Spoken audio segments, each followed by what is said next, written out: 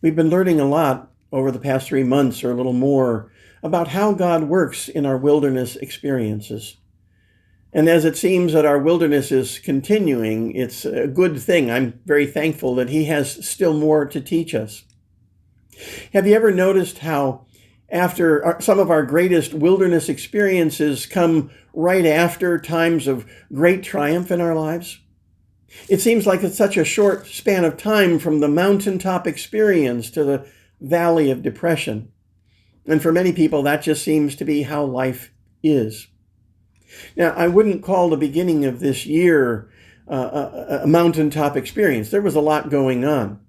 But by and large, 2020 was it began very optimistically for many people. The economy was doing well. A lot of individuals, businesses, corporations, organizations had big plans. And a lot of churches really felt that God had some wonderful things in store. But then the coronavirus hit, followed by the murders of George Floyd and others, protests, demonstrations. And now it seems that we're headed once again back into a statewide lockdown. Cut off from one another, as so many of us are, at least physically, and with many of us facing serious challenges as a result of another lockdown. A lot of people are struggling emotionally as well as spiritually. We're tired. We're exhausted. Many of us are depressed. So how does God work in times like these? Well, thankfully, I believe He shows us how in the example of the prophet Elijah found in 1 Kings chapter 18 and 19. Now, you'll remember Elijah, we looked at him last week, and how God used him to help two widows that were really destitute. He called on them to give what little they had, whether it was the last thing they had or whether doing so might look foolish, so that God could provide for them, and so God could take the little they had and multiply it. Right after this, Elijah had a literal mountaintop experience in which God used him powerfully. You see, Queen Jezebel had led King Ahab and the children of Israel to turn their backs on God and His word, to allow the altars to be broken down, and she had established the worship of Baal and Asherah.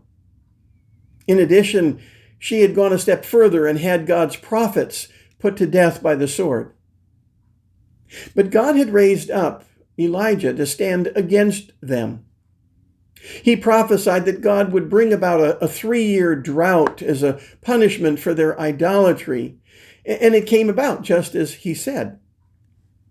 And just as God was about to bring that drought to an end, he had Elijah call upon King Ahab to order all of the people throughout his kingdom to come together with the 450 prophets of Baal and the 400 prophets of Asherah, and to have them meet him at Mount Carmel in the northwestern part of Israel. There he challenged those prophets to a contest to see who the true God was: Baal, Asherah, or the God of Israel. The prophets of Baal and Asherah together would erect one altar, and then Elijah would erect another altar. They would set wood on it. They would slaughter a bull and put the pieces up on the altar. Only no one was allowed to bring fire to the altar itself. You had everything set up.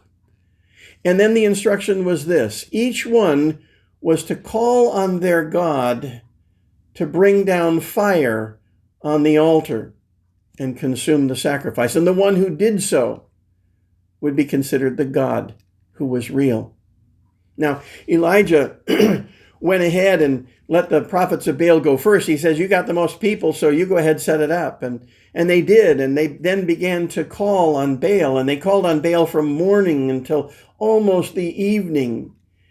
Please, Baal, send down fire. And it didn't help. Elijah couldn't help himself. He said, listen, maybe he's off on a trip, or maybe he's in the restroom reading or something, and shout louder. Maybe he just doesn't hear you.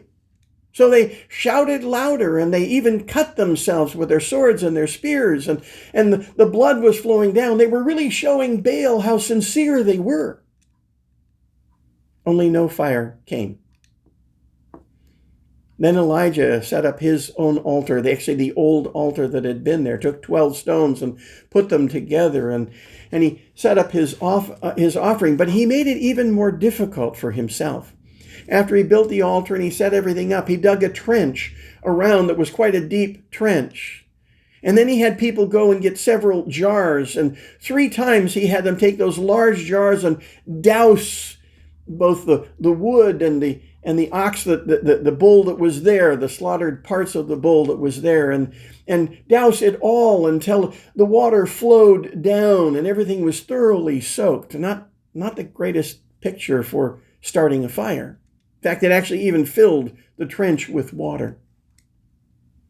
Finally, in 1 Kings chapter 18, verse 36 and 37, it tells us that at the time of the evening sacrifice, the prophet Elijah stepped forward and prayed, Lord, the God of Abraham, Isaac, and Israel, let it be known today that you are God in Israel, and that I am your servant and have done all these things at your command. Answer me, Lord. Answer me so that these people will know that you, Lord, are God, and that you are turning their hearts back again to yourself. Then we're told in the very next verse, verse 38, that the fire of the Lord fell and burned up not only the sacrifice, the wood, the stones, and the soil, but it also even licked up the water from the trench around. And the result of that was that the people fell prostrate, crying out, the Lord, he is God. The Lord, he is God. And all of the prophets of Baal and of Asherah were put to death right afterwards. Right after that, Elijah prophesied that the rain was coming again after 3 years of drought. And even as he had said it, a torrent came shortly afterwards. Talk about a high. Having your whole ministry vindicated by winning the ultimate contest and in such an amazing fashion. And seeing your prophecies come true and taking away the rain, and then 3 years later bringing it back at the very time that you said it should come, should go and should come back. You'd think that after that, he would be able to stand and take on anything and to stand up to anybody. But all it took was the threat of Queen Jezebel to have him killed.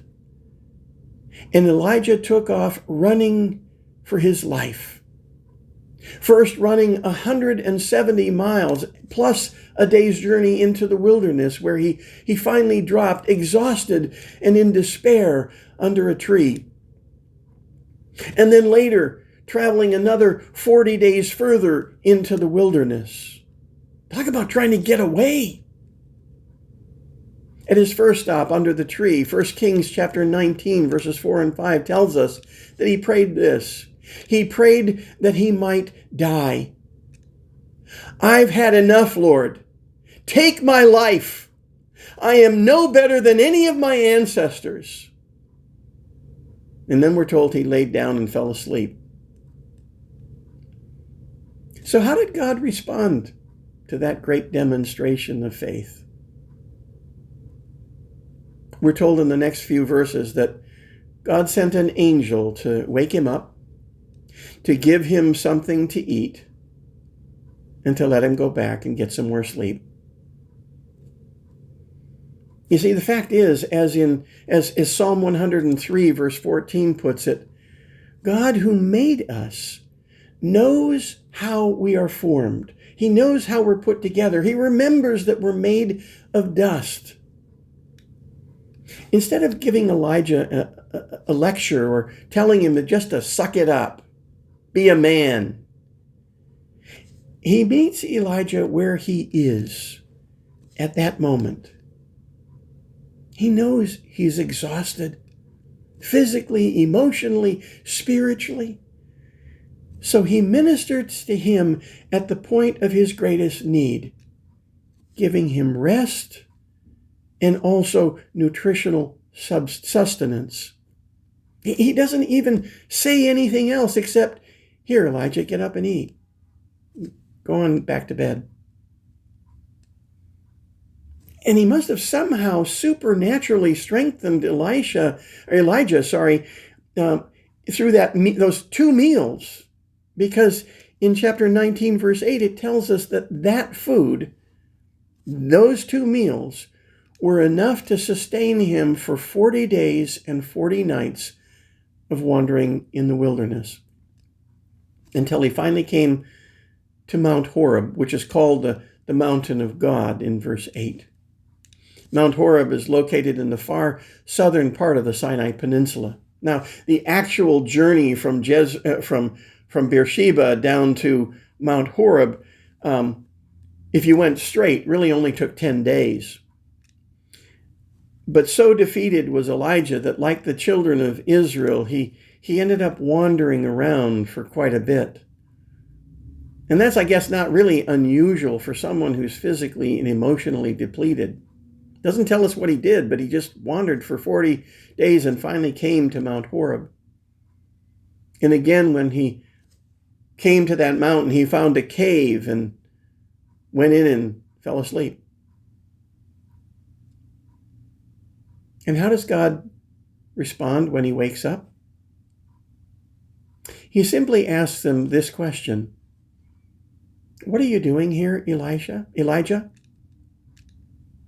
Elijah is so caught up in his own trauma that all he can do is just blurt it out. And he replies in verse 10, "I have been very zealous for the Lord, God Almighty. The Israelites have rejected your covenant. They've torn down your altars and put your prophets to the death with the sword. I am the only one left, and now they're trying to kill me." What a mess.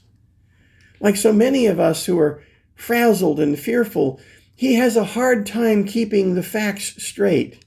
Yes, the Israelites had rejected God's covenant, and they allowed his altars to fall in disrepair.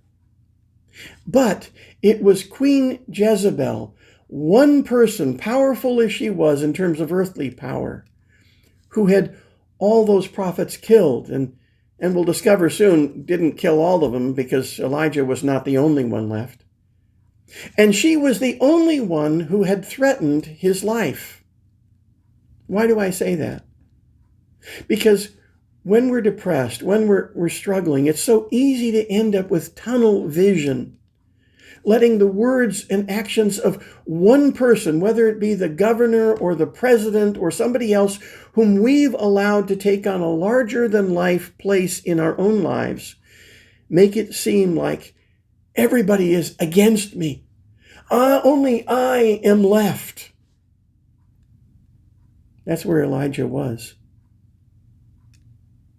Interestingly, God responds to this by having Elijah go stand at the mouth of the cave, telling him that the Lord is about to pass by, in verse 11.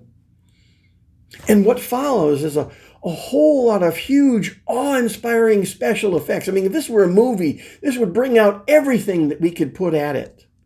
A wind so powerful that it tore the mountain apart. It shattered rocks. An earthquake that just raged, and a raging fire. These are all displays of power that you'd expect to be connected with the presence of God, the big, powerful God. He's going to show you he's God. And these were all far more powerful than any power Queen Jezebel had. But we're told that God was not in any of them. Instead, he shows up in a gentle whisper.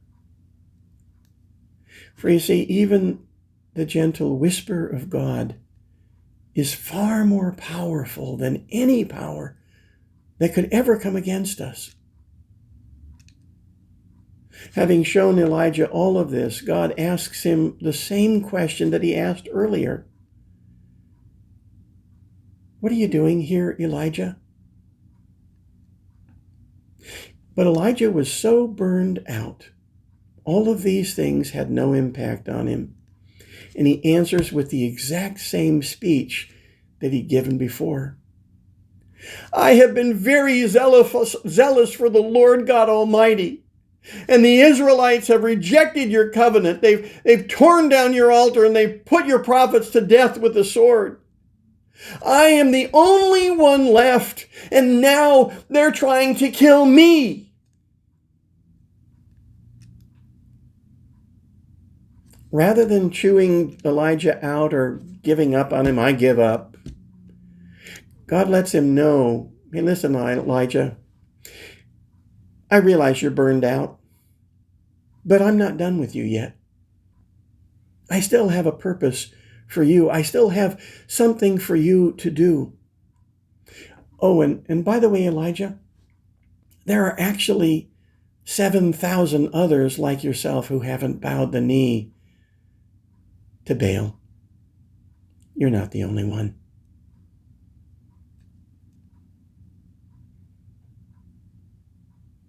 And then he sends Elijah on his way to further important service for the Lord.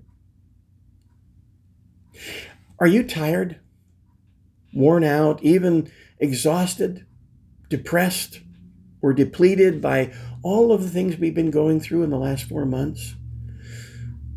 Are you feeling overwhelmed at the thought of this continuing on and on and on with seemingly no end in sight? If you are, 1 Kings assures us that the same God who understood Elijah and met him right where he was is also here today to meet you and me right where we are and to minister to us right where we are, in the area where we need it most. Offering you and me the rest, the refreshment, and the renewal we need to keep going. 1 Kings tells us that he won't be found in the bluster and the big to-dos that we see going on around us or we hear about in the news or social media. Rather, we will hear him in the whisper, if we're only still enough to know that he is God. And even if we still feel like we can't go on, he's here to reassure us that he still has a purpose for us. He has plans for us, no matter how we feel. He knows how we're made, and he knows what he can still do with us and in us and through us, if we will just look to him and let him. Finally, he's here to let us know that even though we may be physically separated from one another by COVID-related restrictions, he has not left us alone. He has other brothers and sisters who also love him and would like to keep going. And if we together will look to him and let him lead us, he will show us new ways that he wants to help us walk together and to work together. He's not done with us. In fact, the best is still to come. And that is the good news. Amen.